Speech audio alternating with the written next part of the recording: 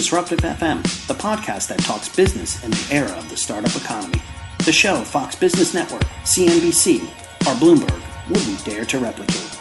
We talk digital trends, social media technology, disruptive innovation, and digital transformation. Broadcasting from Seattle on the worldwide mobile web. Listen to us weekly. Download the Spreaker application today at the App Store or on Google Play. And follow us on Twitter at Disruptive FM.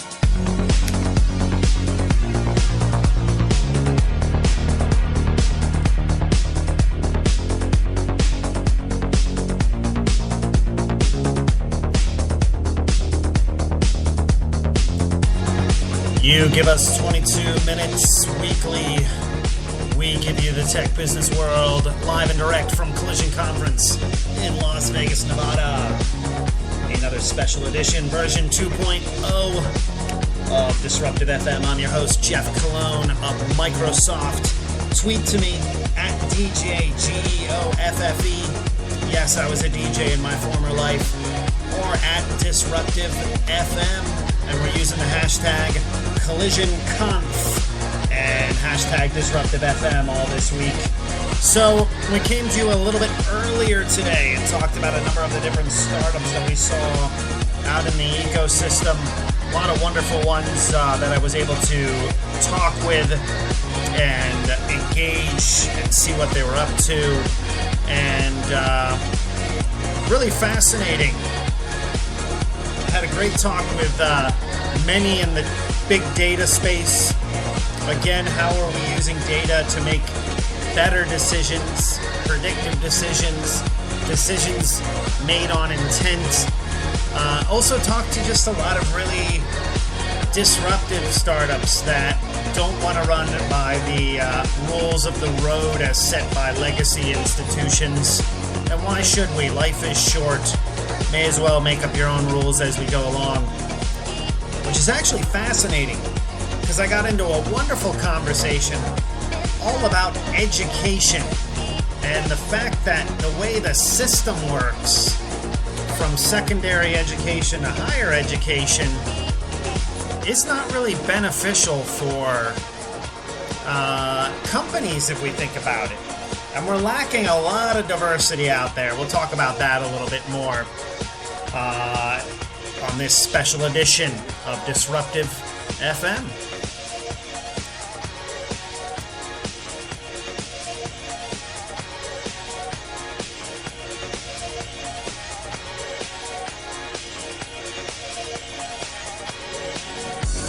So hopefully you had a fun time this afternoon in the burning hot sun,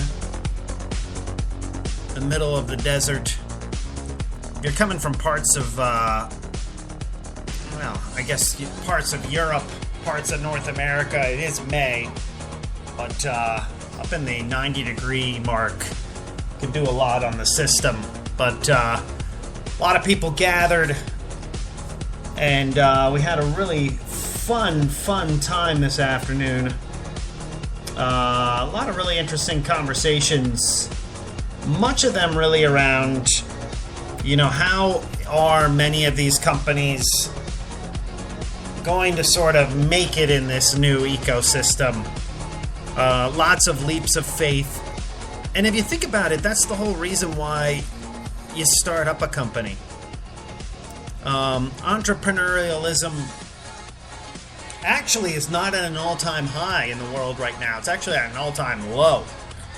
Recent statistics say that most college graduates don't even want to go work for themselves. Many are forced to. It's what we call the employee market, which is sort of a misnomer for the fact that it's not really an employee's market, but sometimes you're forced to make ends meet and become an employer and an employee.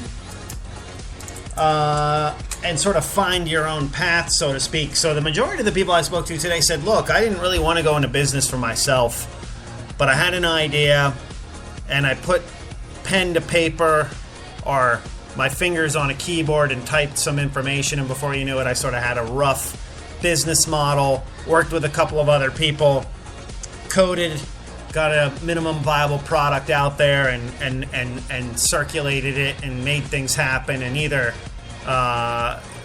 bootstrapped, where you're basically using your mind and your energy rather than money to make things happen, or got small rounds of financing to make things work. And I really think that's sort of where we are now in the business landscape. I mean, in the sense of talking around, there's 500 startups that are here. It's impossible for almost all of them to get necessarily, funding. And I think we're moving into this era of a lot of sort of bootstrapping. But in some respects, that's what, you almost have disruptive innovation within the business model landscape, so to speak, which is, hey, I don't necessarily need to go to a bank for money to fund my business whatsoever. I'm just going to sort of tap into some brain power and maybe ask some friends if they can do some things for me in terms of some pet projects and make things happen. And it was very fascinating in the sense of talking with a lot of people who said, I bartered with a number of friends or connections that I had out there and basically said, hey, look, you are good maybe at data. Can you sort of help me in this area? Or I had another friend who was very good at development. Can you help me in this area? Can you give me 10 hours here, 10 hours there? And it was really interesting to hear that, some of these people actually work for some of the bigger tech conglomerates and are helping out some of these startup institutions, which goes back to the fact that I wrote an article for LinkedIn. Wow, I think it may have been last year at this time when most college graduates were graduating, I believe in May of 2014, where I said, find side projects and enjoy those. Because your day-to-day isn't always going to be there in the way that this economy is working. And besides, you should have passion projects. Work shouldn't just always be about the coin. That's not how we're going to create innovation. I doubt Edison and many other innovators in their day and age said, hey, I'm doing this for money. And we have to get beyond that, because at the end of the day, yes, that might be relaxing in some respects, but I don't think that's why we go into business for ourselves. And at least the majority of the people I spoke to today, that definitely was not the case. I don't think many of them ever talked about really profit or revenue or becoming a bazillionaire or a unicorn. I think a lot of that is actually blown out by much of the sort of the mainstream tech press. Because it sells headlines. Let's talk about a bunch of people who just want to become bazillionaires. Yes, those people exist and they're everywhere in our society, but I think the majority of people really are, they just want to see a business model work. And if they have to pivot, they'll pivot. If they can persevere, they'll persevere. They'll make things happen. So, really good conversation overall. And again, if you have time on Wednesday, check out a number of the different booths and demos. I'm checking out a couple things with some virtual reality startups tomorrow, an entertainment startup, a music industry startup, and then a big data startup. So it's really great to sort of see all factions of the industry represented. Now, let's talk about a faction of the industry that's also represented, and again, not trying to turn it into a gender debate, but very, very excited to see a lot of women represented here at the conference. And I attend a lot of digital marketing conferences, a lot of search marketing conferences, a lot of social media conferences, and I can tell you, it sort of bums me out when I go to many of these conferences and I get there and there's not a lot of women who are attending or a lot of women speakers. So one thing I actually would suggest for the conference to look into next year is let's get some more women speakers. That's important. There's a lot of great voices out there that need to be represented in the tech sector. And when I say tech, remember something also, because I've been correcting a lot of people this week. Tech does not necessarily mean that you are a developer, because we are in a design thinking world now. You don't say to a business that works, let's just say, in the retail industry, hey, only buyers are the only people that make up this company. That company wouldn't have any future, wouldn't exist over a long period of time. Lots of different people make up the ecosystem of business, especially in tech. So yes, we want more developers who come from diverse backgrounds. But we also want more designers. We want more strategists. We want more business development people. We want more operations people. We want more entrepreneurial people who figure out big problems. So it's not always just about, hey, I'm a software developer, and therefore that's all that makes up a business. Early on, yes, that is most likely the case because you're trying to build a minimum viable product. However, as things take off, you need lots of different components to round out your company. And that's why I think it's important to have more diversity, whether it be women, are people of different racial makeup, are people of different classes, class makeup, etc. I mean, the big key here is that diversity comes in a variety of forms and shapes, and we need as much of that in the business world for a couple of reasons. One, we're going to make some very, very good, innovative products and services if we have a very diverse group of people that represent our business. Because you need different viewpoints. You need to have debates about what we're actually building, rather than sort of the sort of myopic view that many companies have, where the startup might become, or the startup founder becomes sort of the only visionary at the company and says this is the right way or the highway. We need diverse viewpoints. We need more leadership that thinks about that in terms of how do they add that to their bench, so to speak. You need a deep bench at companies. You need people who are, it shouldn't just be the people at the top who are really the ones that can shine through. You need people who are shining through that are deep on the bench, and you need that because you need to be able to really relate to people now. The business, more than ever, isn't about building things just in your bedroom and saying this is wonderful and everyone else is going to like it. It's really showcasing it to a number of different people who can say, hey, I would use that, or I wouldn't use that, and here's why. And of course, there's a great quote that I like to bring out that Bill Gates had said: success is a lousy teacher, because it seduces smart people into thinking they can't lose. And I think that's what's happening now as a result of the lack of diversity in some areas of the business world. Is we have this, there's a tendency of some companies to think, hey, we're doing everything right, but they're not necessarily getting the most well-rounded viewpoint in terms of their product development, in terms of how they view the world, in terms of who uses their products, etc. And again, like I said, diversity comes in various forms. And what that means for some companies is we shouldn't be hiring all the Ivy League graduates. You don't get a viewpoint from necessarily hiring everyone who just goes to a Stanford or a Yale or a Harvard. And, a lot of the great actual businesses I've actually seen recently have come straight from people who've graduated from places like University of Michigan and Ohio State University. And of course, there's nothing wrong with going to a state university. There's nothing wrong with going to any university.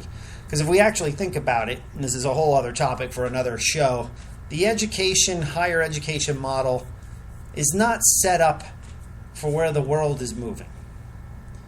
Because it may be teaching people to critically think, but it's a barrier to entry for many people because it's a capital expense burden, so to speak.